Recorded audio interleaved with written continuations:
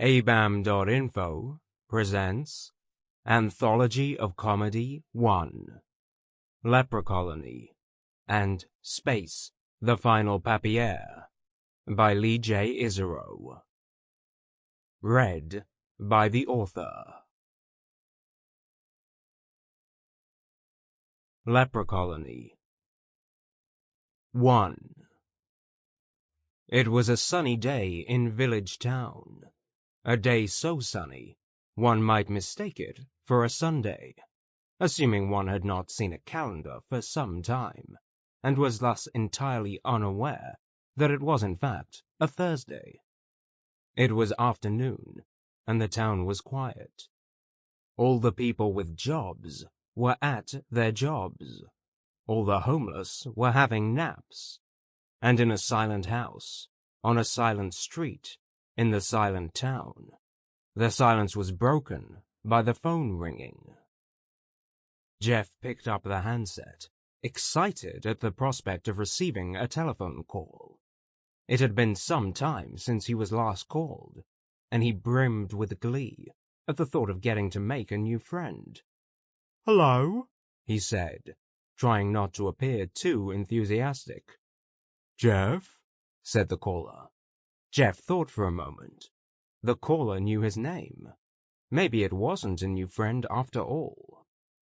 He thought through all his friends who might be calling him, and upon counting all one of them, realized it must be Steve.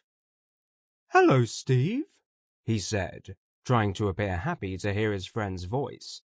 But in all honesty, he was a little sad that it was the same friend he already had, rather than a new one. "Could you come over?" "Why?" asked Jeff. "I think I just killed a leprechaun," said his friend. Jeff sighed.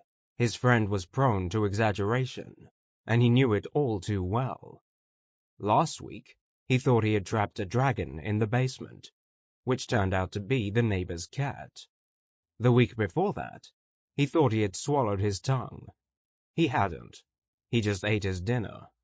On and on the exaggerations went, but he always had an ear for his friend, because that's what friends do. That, and throw birthday parties. "What do you mean you think you just killed a leprechaun?" he asked, reiterating to ensure he had heard his friend correctly. "He was in the kitchen," said Steve. "I thought he broke in." "So you killed him?" asked Jeff, wondering if that was how Steve dealt with all trespassers, or just the little ones. "Not at first. I trapped him in a pan." "A pan?" "A big pan." "A wok?" "No, just a pan." "Okay."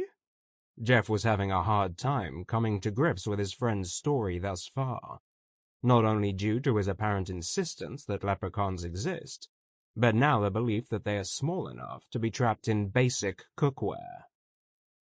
"He kept walking about with the pan over him, bumping into one wall, then bumbling over to the next.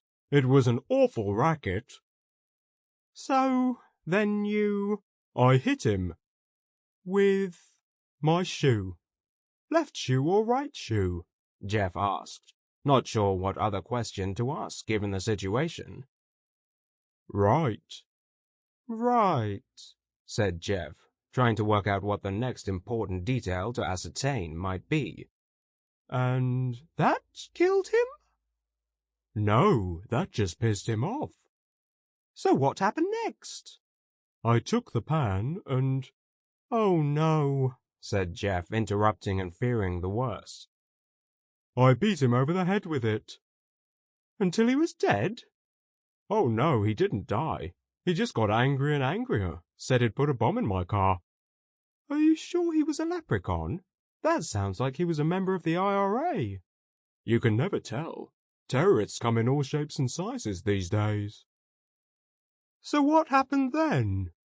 "Well, you know I'm making a stew tonight."